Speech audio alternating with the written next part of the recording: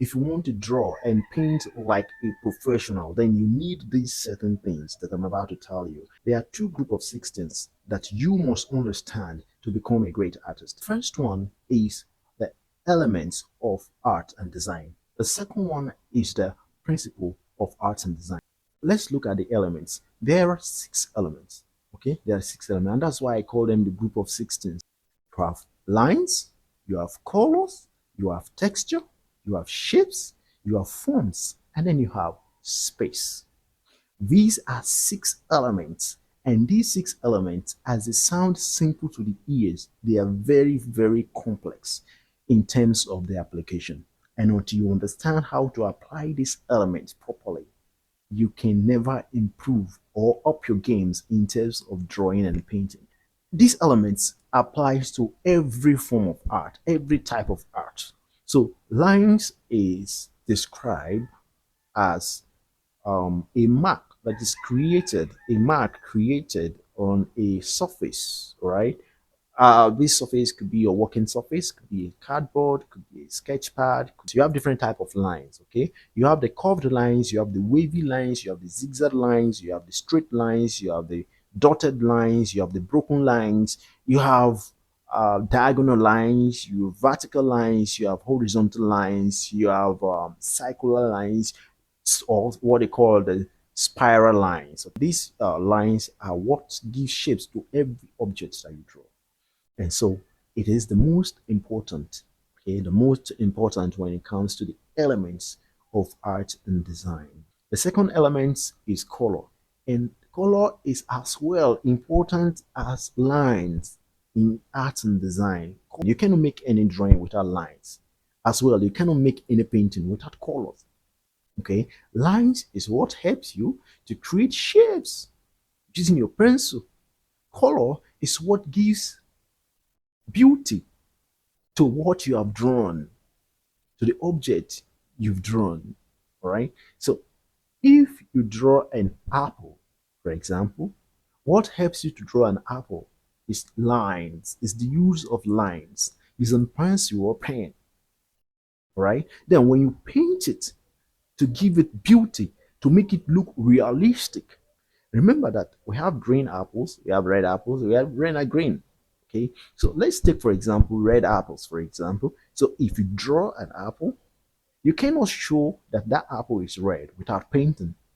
So, but pencil can show the shape of that apple to tell you that this is an apple. So you can determine, or you'll be able to figure out that this is an apple by its shape, right? But to make it more realistic, the colors will help you to determine that this is a green apple, this is a red apple. The third important thing that you need to know is texture. When we talk about texture, the roughness or the smoothness of an object is what is known as texture.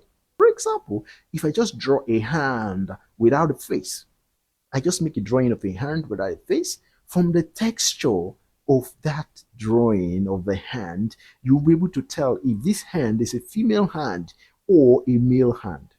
We've talked about lines, we've talked about colors, and now we've talked about texture. Shapes is how objects looks like, okay? So how objects appear is what is known as shapes.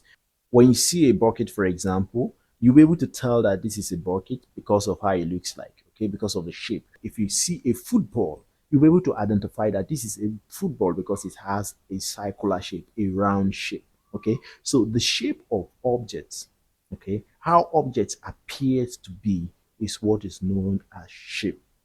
The next one we're going to talk about is forms.